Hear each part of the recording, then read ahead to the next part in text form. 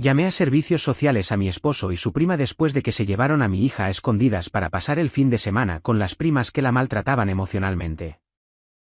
Tengo 36 años, vivo en el estado de Washington, cerca de Tacoma, y estoy casada desde hace 11 años. Tengo una hija de 9 años que es mi mundo entero. El padre de mi hija, mi aún esposo, aunque eso está por cambiar pronto, siempre fue un tipo difícil. No agresivo, no alcohólico, pero negligente. Emocionalmente vago. El tipo que no quiere problemas, lo que en la práctica significa que deja que los problemas pasen por encima de todos con tal de no moverse del sofá. Durante años lo soporté porque, bueno, no era malo, solo era inútil emocionalmente. El verdadero problema, el que me tiene acá, empezó con su prima. Esa mujer siempre ha sido un caos con piernas, divorciada 2 veces, con 2 hijas de diferentes padres, ambas más o menos de la edad de mi hija. Siempre que venían a la casa había gritos, discusiones, lloros y, por supuesto, mi esposo con su frase favorita, son niñas, así se llevan. Pero lo que él no quería ver era que mi hija terminaba temblando, llorando escondida en su habitación, o inventando excusas para no ir a donde su prima. Yo sí lo veía todo. Los comentarios crueles, las comparaciones constantes, cómo se burlaban de la ropa de mi hija o de cómo hablaba. Incluso en una ocasión, una de las niñas le cortó un mechón de pelo a escondidas mientras jugaban. ¿La excusa? Estábamos haciendo de peluqueras. Lo hablé con mi esposo 1000 veces. Le pedí, le rogué, le grité. Le expliqué que su prima no es una madre presente, que sus hijas necesitan límites y que nuestra hija no tenía por qué ser la esponja emocional de nadie. ¿Y qué hacía él? Nada. Peor aún, minimizaba todo. Exageras, ellas no son malas chicas, la niña debe aprender a enfrentarse a la vida. ¿Enfrentarse a qué? ¿A una tortura psicológica en miniatura todos los domingos? ¿A tener que dormir con niñas que le decían fea o torpe cada vez que se daba vuelta? Después de una situación especialmente tensa en una barbacoa familiar, donde la hija mayor de su prima empujó a la mía a una piscina porque era divertido ver cómo chillaba, decidí cortar todo contacto. No más visitas. No más juegos. No más excusas. Fue la única vez en todos estos años que me impuse rotundamente. Y pensé que lo había dejado claro. Pero hace un par de semanas, cuando tuve que viajar por trabajo a Portland por 2 días, algo cambió todo. Me fui un viernes por la mañana. Dejé todo listo, incluso comida congelada. Mi hija se quedó con su padre. Había clases, así que pensé que todo estaría bien. Lo último que esperaba era recibir un mensaje de voz la noche del sábado, de mi hija, llorando bajito, diciéndome que no quería dormir ahí. ¿Dónde era ahí? Pues en la casa de su prima. La había llevado allí sin avisarme, sin preguntarme, sin considerar lo que había pasado. Llamé.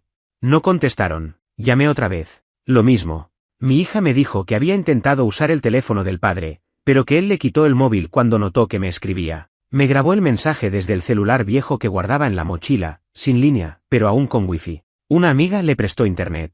Me puse a temblar.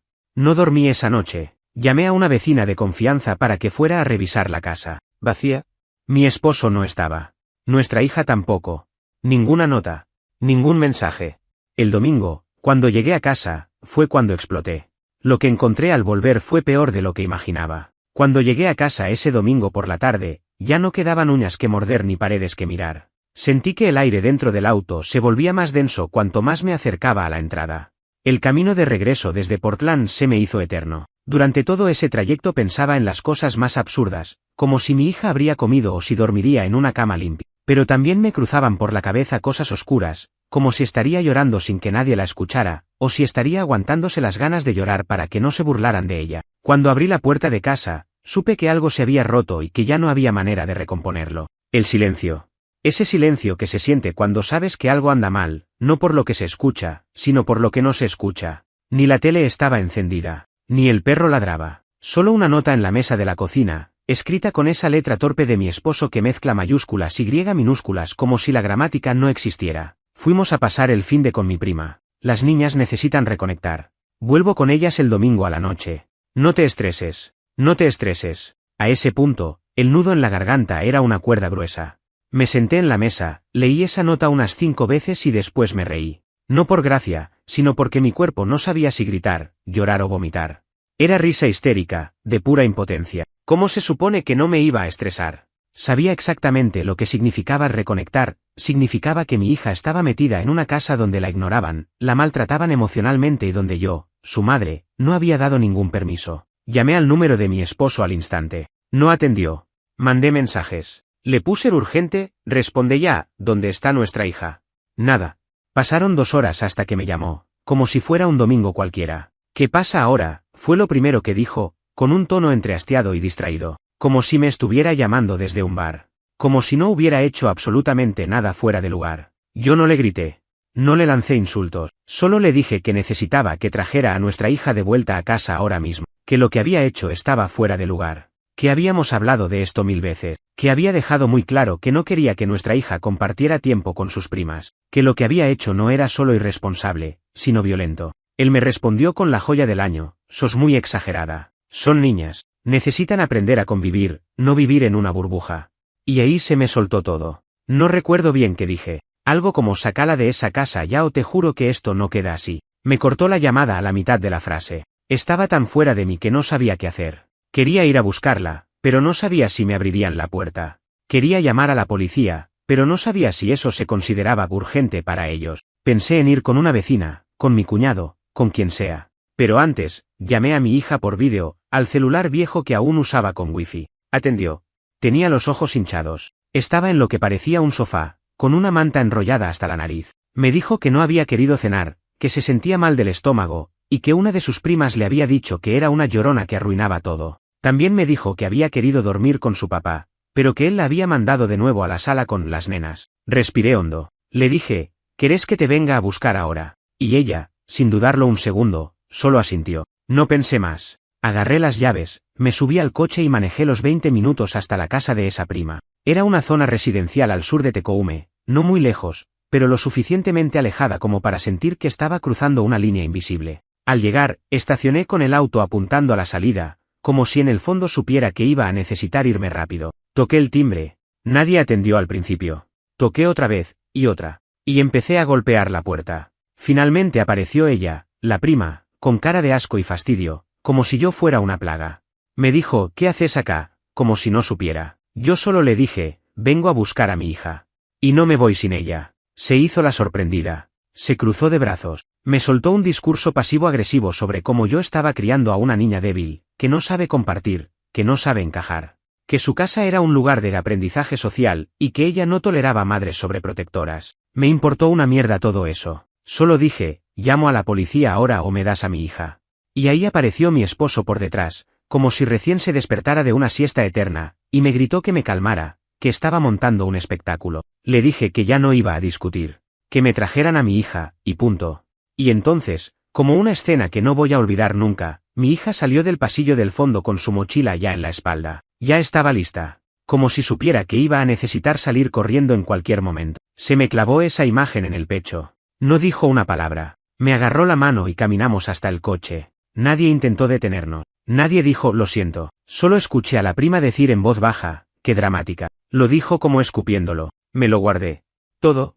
Volvimos a casa en silencio. Le di de comer. Me senté con ella en el sofá y la dejé ver la serie que le gusta hasta que se quedó dormida encima mío. No pude moverme por 1 hora. No por miedo a despertarla, sino porque sentía que si me movía 1 centímetro, algo dentro de mí se quebraba de forma definitiva. Esa noche no dormí. Llamé a mi abogada el lunes a primera hora. Y llamé a servicios sociales. Porque una cosa es tener diferencias con tu pareja sobre crianza. Otra, muy distinta, es entregar a tu hija a personas que la desprecian, que la hieren, que la ignoran, y llamarlo convivencia. Lo que hicieron no fue un error, fue una elección. Y ahora iban a tener que enfrentar las consecuencias. El lunes amanecí con una mezcla de adrenalina y vacío que no sabría explicar. Sentía que estaba haciendo algo irreversible, pero también sabía que ya no había opción. No podía seguir actuando como si esto fuera solo un malentendido familiar, como si todo se pudiera resolver con una conversación civilizada. Porque no lo era. Y no se podía. Ese mismo día, al mediodía, llamé a la línea de protección infantil del Estado. Me pasaron con una trabajadora social que, para mi sorpresa, me escuchó con atención real. Me pidió que explicara todo desde el principio. Y lo hice. Me tomó casi 1 hora, porque cada vez que trataba de contar lo que había pasado, se me cruzaban emociones como un enjambre en la cabeza. Pero fui clara: mi esposo, sin consentimiento alguno, había entregado a nuestra hija a una persona que ya habíamos discutido previamente que no era una figura segura para ella. No por una pelea puntual, no por malentendidos, sino por antecedentes constantes de maltrato emocional hacia mi hija por parte de sus primas, mientras la madre, la prima de mi esposo, lo permitía o incluso lo fomentaba. Le conté lo del corte de pelo, lo de la piscina, lo de mandarla a dormir sin cenar, lo de burlarse de ella delante de otros niños. Le conté cómo mi hija, con solo 9 años, ya conocía el mecanismo de esconder un celular viejo para poder pedirme ayuda. No tuve que exagerar nada, ni inventar. Los hechos hablaban por sí solos. Lo que más me impactó fue que la trabajadora social no pareció sorprendida, solo triste.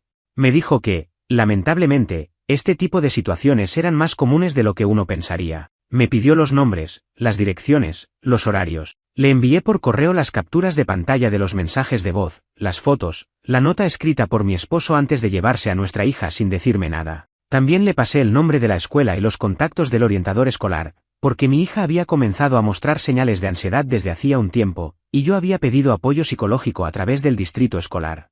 Esa misma tarde, vino una asistente social a mi casa para hacer una entrevista preliminar. Me preguntó por la rutina de mi hija, por su relación con su padre, por cómo era nuestra vida en general. Le mostré la habitación de mi hija, los dibujos que había hecho la semana anterior, el cuaderno donde había escrito, quiero que los fines de semana no existan. Eso me había roto hace una semana, pero ahora era prueba. Yo estaba exhausta, pero no me iba a caer en ese momento. Había que aguantar.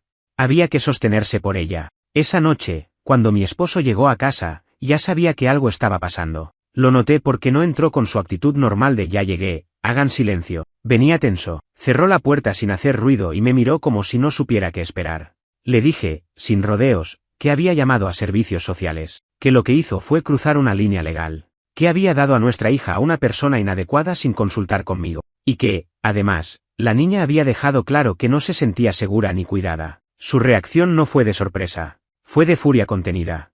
Primero me acusó de exagerada, luego me preguntó si estaba deseando ver su vida arruinada. Me lanzó un sermón sobre cómo los problemas familiares se resuelven en familia, no trayendo extraños a nuestra casa. Me habló de la vergüenza que esto traería, de cómo su prima estaba devastada por lo mal que la pinté. Yo solo lo miraba, no porque estuviera escuchando, sino porque me estaba obligando a no levantar la voz. Si aprendí algo de esta última semana es que los gritos solo ensucian las cosas. Le dije que esto no era sobre él, que no era sobre su prima, era sobre nuestra hija.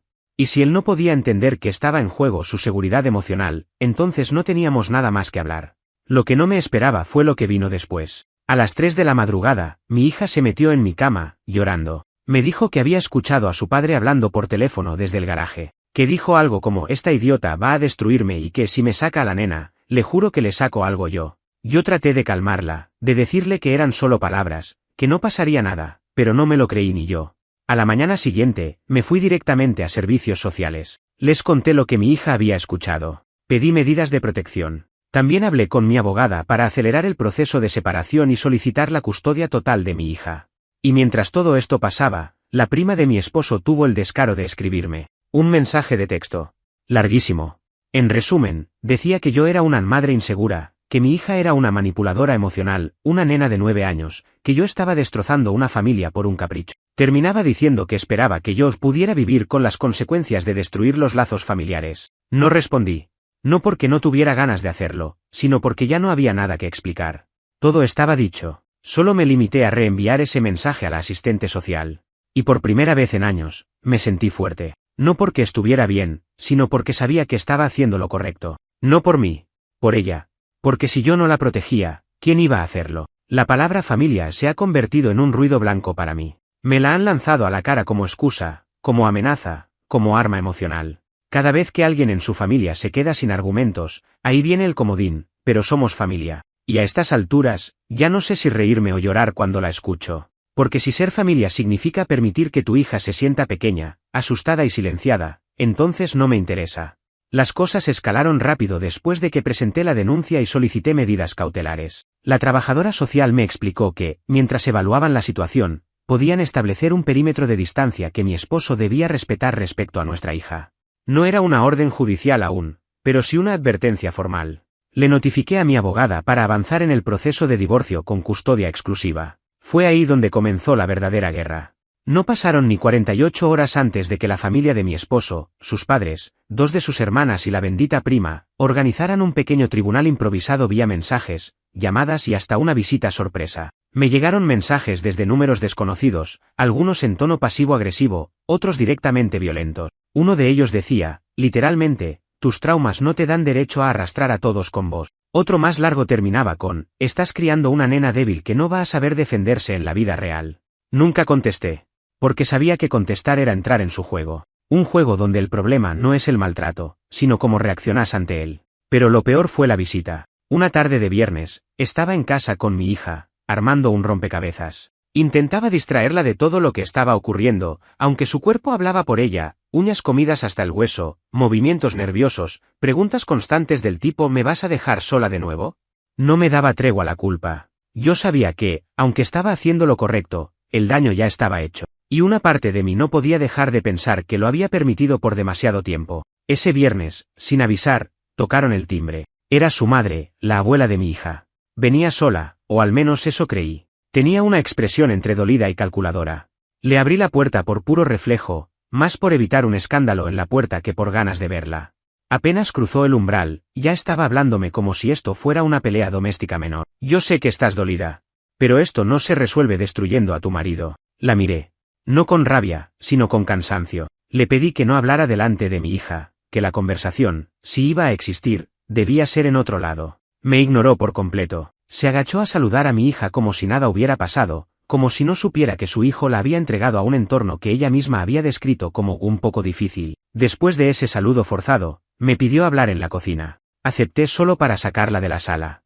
Allí me repitió lo que todos me venían diciendo, que estaba exagerando, que las niñas pelean, que la prima de mi esposo estaba haciendo lo mejor que podía, que era injusto que yo hubiera involucrado a servicios sociales cuando la sangre no se denuncia. Ahí se me rompió algo por dentro. Le dije que no era la sangre lo que importaba. Era cómo la trataban. Le pregunté si alguna vez había escuchado a mi hija llorar a escondidas porque no quería ir a casa de esa mujer. Si alguna vez se había molestado en verla realmente, no solo en las fotos familiares o en las cenas donde todos actúan como si todo estuviera bien. Me miró en silencio, como si recién entonces se diera cuenta de que no había vuelta atrás. Luego, me lanzó una última frase antes de marcharse. Estás dejando a tu hija sin padre. Te vas a arrepentir. Y se fue. Pero no se fue sola. Desde la esquina, en el auto, estaba mi esposo. Lo vi cuando se alejaron. Estaba ahí, mirando desde la distancia como un extraño. Ni siquiera tuvo el coraje de bajar. Me pregunté por qué había venido. ¿Para qué? ¿Para controlar? ¿Para observar si había alguna chance de revertir esto? Esa noche, mi hija durmió en mi cama. Me pidió que dejara la luz del pasillo encendida. Me abrazó tan fuerte que me dolieron los brazos. Y ahí, en ese silencio, supe con certeza que no había marcha atrás. Ya no era una cuestión de pelear con su familia. Era proteger a la mía, a mi hija. A lo único que realmente importa. Esa semana, la trabajadora social volvió con un colega para hablar con mi hija. Fue una charla larga, con muñecos, dibujos, preguntas indirectas. Al final, me dijeron que lo que había contado confirmaba señales de estrés emocional sostenido, que no se trataba de un episodio aislado, que no era solo una mala experiencia con sus primas, era un patrón. A partir de ahí, todo se volvió un trámite judicial.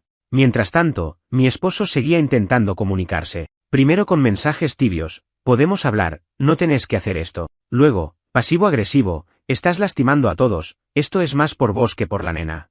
Y finalmente, ofensivo, sos una loca, estás arruinando una familia. A todas esas alturas, ya no dolía, no porque me hubiera curado, sino porque había pasado al otro lado del dolor. Un lugar donde ya no hay esperanza de reconciliación, solo responsabilidad.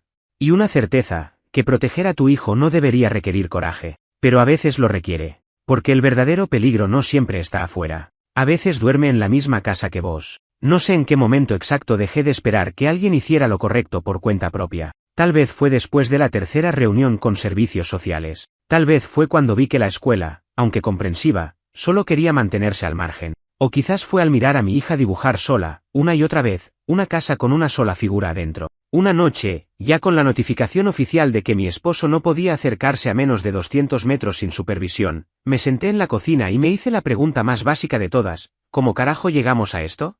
Y no me refiero solo al conflicto, a la custodia, al hecho de que tengo que hablar con abogados como si fueran amigos íntimos. Me refiero a todo. A la elección que hice hace 11 años. A cómo lo ignoré todo por tanto tiempo. Mi esposo nunca fue agresivo. Eso era lo más engañoso de todo. No me gritaba, no me insultaba, no me empujaba. Solo, no estaba.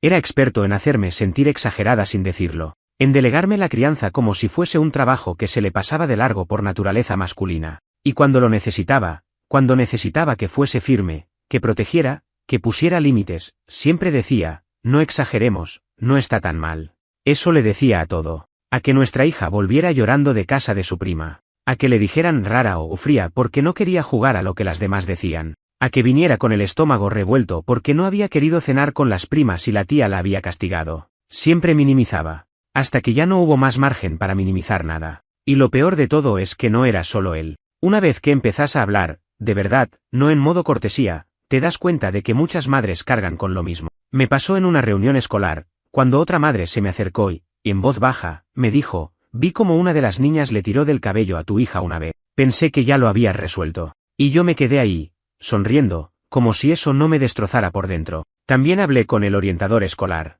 Le pregunté si mi hija había dicho algo, si había señales que se me escapaban. Me dijo que era una niña muy introspectiva, que nunca se metía en problemas, que era buena alumna, que no llamaba la atención. Me sonó a traducción elegante de no nos dimos cuenta de nada porque no molestaba a nadie. Pero la invisibilidad no es lo mismo que estar bien. Un día, mientras limpiaba su habitación, encontré una lista escrita en una hoja suelta. No tenía título, solo era una lista enumerada con frases que parecían recordatorios. Algunos eran inocentes: no olvidar tarea de mates, llevar chaqueta el martes. Pero otros me dejaron helada. No hacer ruido en casa de la tía, no llorar si me molestan, no pedir comida si no hay, decir gracias aunque no quiera. Me senté en el borde de la cama con esa hoja temblando entre los dedos, porque eso no lo escribe una nena que se siente querida, eso lo escribe alguien que está sobreviviendo, que está tratando de no ser problema para nadie. Y yo, su madre, no había visto hasta qué punto la estaba dejando sola. Esa misma noche, cuando la acosté, me senté a su lado y le dije, sin rodeos: quiero que me digas todo lo que te hizo sentir incómoda, aunque sea algo que ya pasó. Al principio se hizo un ovillo. Me dijo que no quería hablar, que estaba cansada. No insistí. Solo le dije: no me voy a enojar.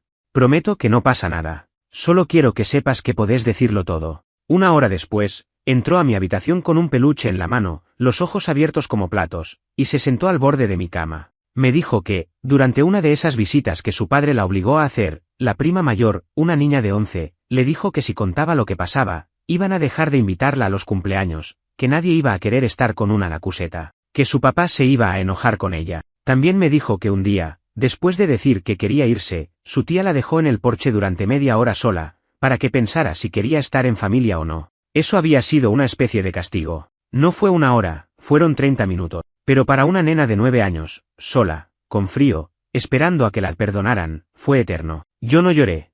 Al menos no frente a ella. Solo le dije: ya no vas a volver ahí. Nunca más. Me abrazó fuerte, otra vez. No me soltó por largo rato. Esa fue nuestra forma de cerrar la noche. Desde entonces, he empezado a anotar todo. Fechas, horas, frases, comentarios, todo.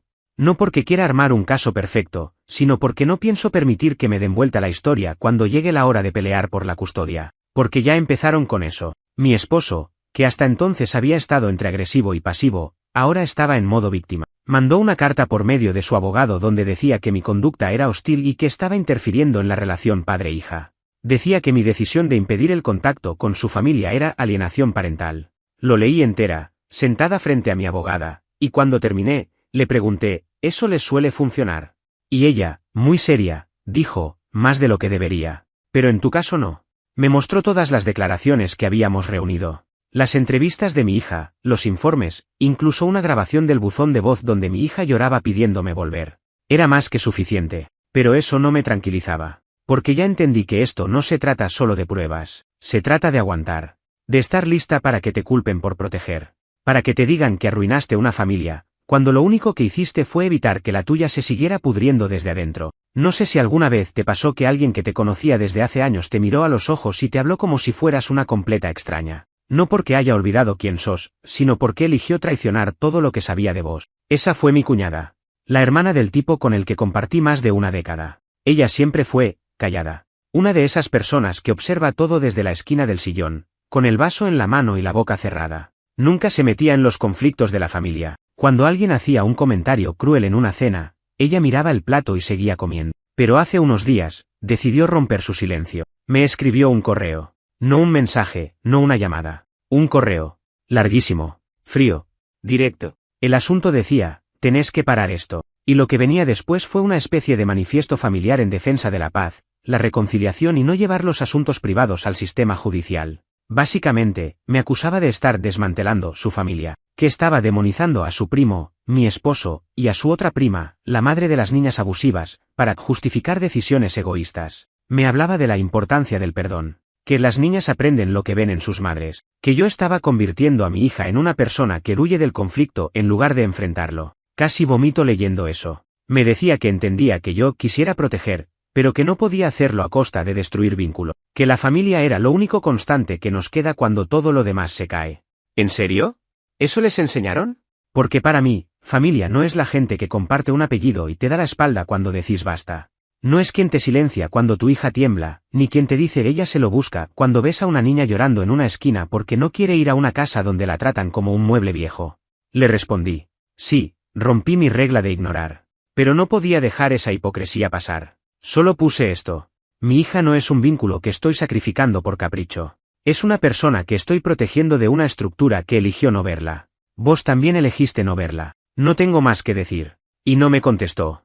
Ni lo espero. Lo más absurdo es que en ese mismo momento, mientras todo eso pasaba, me llegó una citación oficial. Mi esposo había solicitado visitas supervisadas. Lo que me dio más bronca no fue la petición en sí, porque sabía que legalmente tenía derecho a hacerlo, sino el argumento que usaron. Decían que necesitaban reconstruir el lazo padre-hija que fue dañado por decisiones unilaterales de la madre, que yo estaba interfiriendo con la figura paterna de manera deliberada y que mi negativa a permitir contacto con la familia extendida estaba afectando el desarrollo social de la niña. Lo leí 3 veces, lo repasé con mi abogada. Le pregunté si eso podía cambiar algo. Me dijo que no, que era más una táctica de presión que una amenaza real. Pero igual se me revolvió el estómago. Yo no tenía miedo de que él viera a mi hija con alguien presente. Lo que me aterraba era la narrativa. Esa forma de girar los hechos, de plantarse como víctima. Porque ese mismo tipo fue el que desoyó cada palabra que le dije durante años. El que entregó a nuestra hija a personas que la despreciaban. El que la ignoró cuando lloraba en silencio. El que ahora quería jugar a ser el papá esforzado porque su imagen estaba en juego.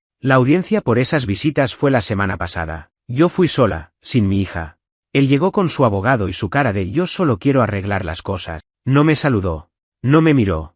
El juez revisó la información. Escuchó los informes. Tomó nota de los antecedentes. Incluso revisó el mensaje de voz de nuestra hija pidiéndome volver a casa. Todo estaba en contra de él, pero igual insistieron con esa idea de reconstrucción. La decisión final fue que podía tener una única visita supervisada en un centro de contacto neutral, con presencia de personal capacitado. 1 hora. Ni una más. Y que no se podía mencionar a la prima ni a las primas. Que no podía referirse al conflicto judicial. Que no podía usar la visita para interrogarla emocionalmente. Acepté. Porque sé que es mejor así. Si yo hubiera rechazado esa opción por completo, hubieran dicho que estaba bloqueando todo. No les di ese argumento. Pero esa semana, viví con el estómago hecho un puño. Mi hija no sabía aún que iba a verlo. Yo esperé hasta un día antes. La senté en el sofá, le preparé su bebida favorita, y se lo dije con palabras claras, sin mentiras. Vas a ver a tu papá mañana. Pero no es en casa. Es un lugar con otras personas, para que estés segura. Solo va a ser 1 hora. Y si te sentís incómoda, me lo decís. Ella no reaccionó como esperaba. No lloró. No se enojó. Solo preguntó. ¿Y si no quiero ir más después? Le respondí que no tenía que ir si no quería. Que solo estábamos cumpliendo con una orden del juez, y que eso no le quitaba el derecho de decir cómo se sentía. Me abrazó. No dijo nada más. El día de la visita, me quedé afuera del centro mientras una trabajadora social la acompañaba. No pude ver nada. Solo esperé. Fue la hora más larga de este año. Cuando volvió, salió en silencio. Le pregunté si estaba bien. Me dijo que sí. Le pregunté si quería contarme algo. Me dijo que estaba triste porque lo habías echado de casa. Que vos estás enojada y no lo dejas verme. Ahí tuve que respirar tan hondo que me dolieron los pulmones. Le pregunté cómo se sintió al escucharlo. Me dijo, raro. No entiendo por qué dice eso. Y ahí supe que ella también lo estaba viendo. No con rencor, sino con claridad. Con esa lucidez brutal que tienen los chicos cuando los adultos dejan de engañarlos. No le dije nada más. Solo le dije que yo confiaba en ella, que la iba a seguir cuidando, que nada de esto era culpa suya. Me abrazó. Nos fuimos a casa.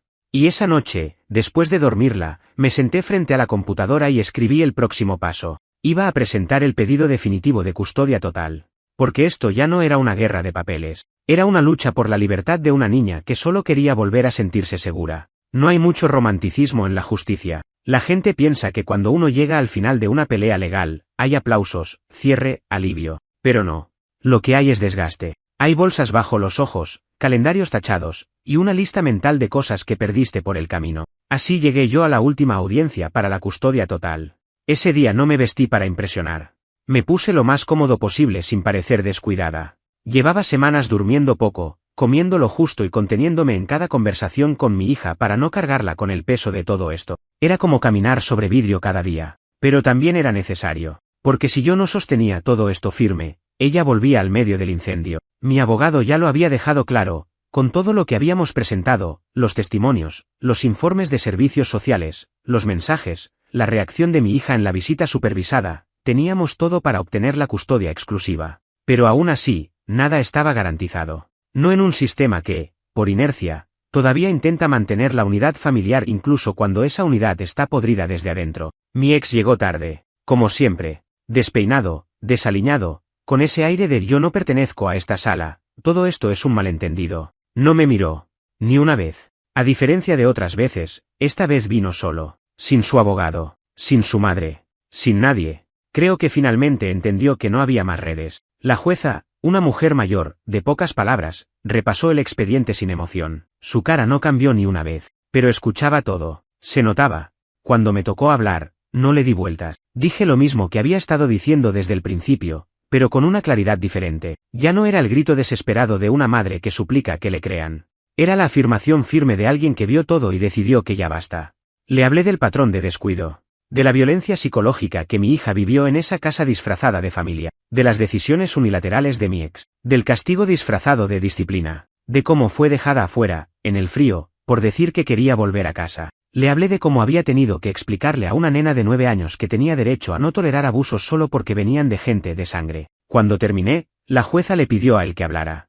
Y ahí vino el espectáculo final. Se levantó, se aclaró la garganta, y empezó con la misma cantinela de siempre, que yo exageraba, que nuestra hija necesitaba contacto con ambos lados de la familia, que yo estaba manipulando la narrativa para vengarme por problemas personales no resueltos. Incluso, en un momento, dijo que nuestra hija no sabía realmente lo que sentía, como si fuese una especie de marioneta emocional mía. Yo no podía hablar en ese momento, pero crucé los brazos y lo miré. Porque por primera vez en toda esta pesadilla, él no estaba mintiéndole al mundo, estaba mostrándose tal como es, incapaz de hacerse cargo, sin remordimiento, convencido de que todo esto era un capricho mío. La jueza le pidió que se sentara. Luego, en un silencio que me pareció eterno, revisó el informe de la trabajadora social. Le prestó especial atención a la parte donde mi hija decía, cuando voy a esa casa, me siento invisible, como si no importara si estoy o no.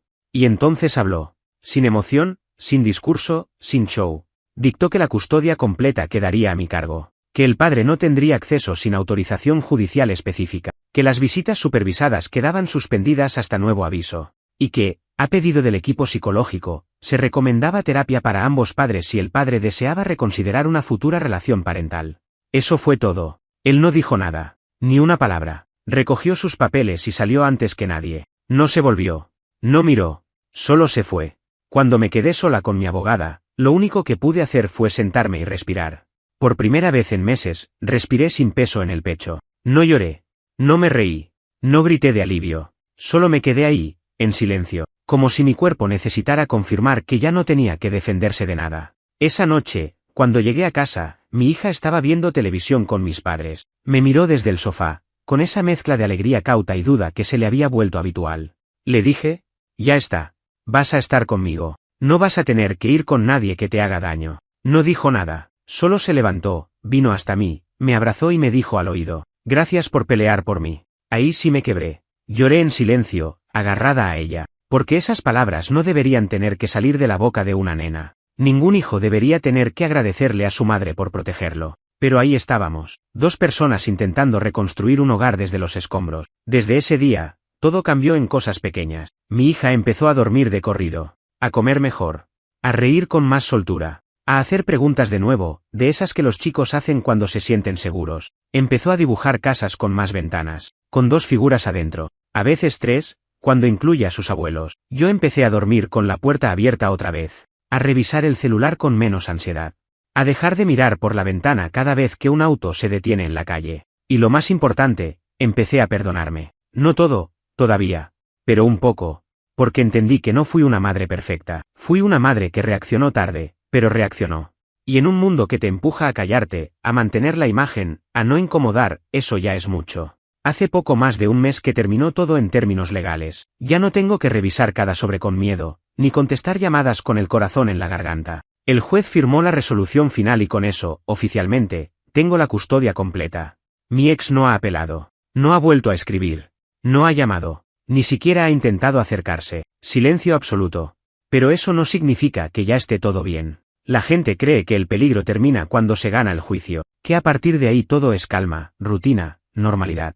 Pero lo cierto es que el peligro cambia de forma. Ya no es inminente, pero sigue respirándote en la nuca de vez en cuando. A veces aparece en los sueños de mi hija. En forma de pasillo oscuro en casa de su tía. O en un comentario que alguien hace sin darse cuenta, como ese día que una mamá en la escuela dijo, uy, qué feo no tener contacto con la familia, ¿no? Mi hija va a terapia una vez por semana. Es un lugar cálido, con paredes llenas de dibujos, estantes con juegos, y una psicóloga que no subestima. Al principio, no hablaba casi nada, jugaba sola, dibujaba. A veces ni quería que yo la esperara en la sala. Pero lentamente, fue cediendo. Empezó a usar palabras para lo que antes solo eran silencio. Me contó que tenía pesadillas en las que se perdía y nadie la buscaba. Que durante un tiempo pensó que si se portaba mejor, las primas la tratarían bien. Que se preguntaba si yo la creería si me contaba todo. Eso me partió en 1000 pedazos, no porque me doliera o me sorprendiera, sino porque lo dijo con esa frialdad serena con la que los chicos a veces relatan su dolor, como si hubieran aceptado algo que no deberían haber tenido que aceptar jamás. Ahora tenemos rutinas nuevas, desayunamos juntas sin apuro, incluso si eso significa salir un poco más tarde. Hacemos caminatas cortas después del colegio. A veces vamos a la biblioteca solo a mirar libros, pequeñas cosas, pero en cada una de ellas hay una declaración silenciosa. Estamos bien, estamos juntas, y no tenés que tener miedo. Yo también empecé terapia, porque durante mucho tiempo pensé que ser fuerte significaba aguantar sola. Que pedir ayuda era admitir debilidad. Ahora entiendo que ser fuerte fue precisamente lo que me llevó a quemarme por dentro, y que si quiero enseñarle algo bueno a mi hija, es que no tiene que romperse para complacer a nadie, ni siquiera a mí. Mis padres siguen siendo mi red. Nunca me preguntaron si me arrepentía. Nunca me juzgaron, solo me acompañaron. Mi papá dejó de hacer preguntas después de ver a su nieta dormir sin despertarse llorando, y mi mamá me dijo algo que se me quedó grabado. Lo que hiciste no fue egoísmo, fue maternidad real, de la que no sale en los anuncios. A veces pienso en él, no como pareja, como figura.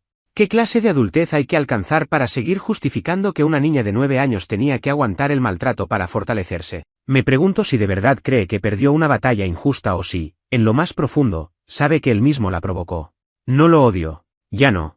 Porque entendí que odiar consume el mismo espacio que necesito para cuidar, para vivir, para seguir. Pero tampoco lo perdono. Porque la falta de perdón, a veces, no es rencor. Es memoria. Es protección. Es no permitir que el dolor vuelva a vestirse de normalidad. Aún hay días difíciles, días en los que mi hija pregunta si va a ver a su papá.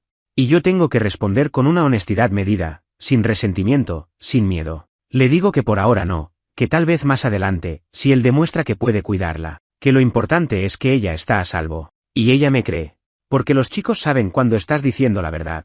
Y también saben cuando estás fingiendo. Ahora soy una madre divorciada que pasa la mitad del día trabajando y la otra mitad asegurándose de que su hija no vuelva a romperse. No soy ninguna heroína. No gané ninguna batalla épica. Solo tomé una decisión difícil, tarde, pero con convicción. Y la sostuve hasta el final. Y eso, para mí, ya es suficiente. Una de las últimas cosas que mi hija dibujó fue una hoja con un jardín. Hay flores, un banco, un árbol, y 2 figuras humanas. Una grande, otra más baja. Y una frase arriba escrita con letra chiquita. ¿Estamos bien? Sí. Ahora sí. Estamos bien.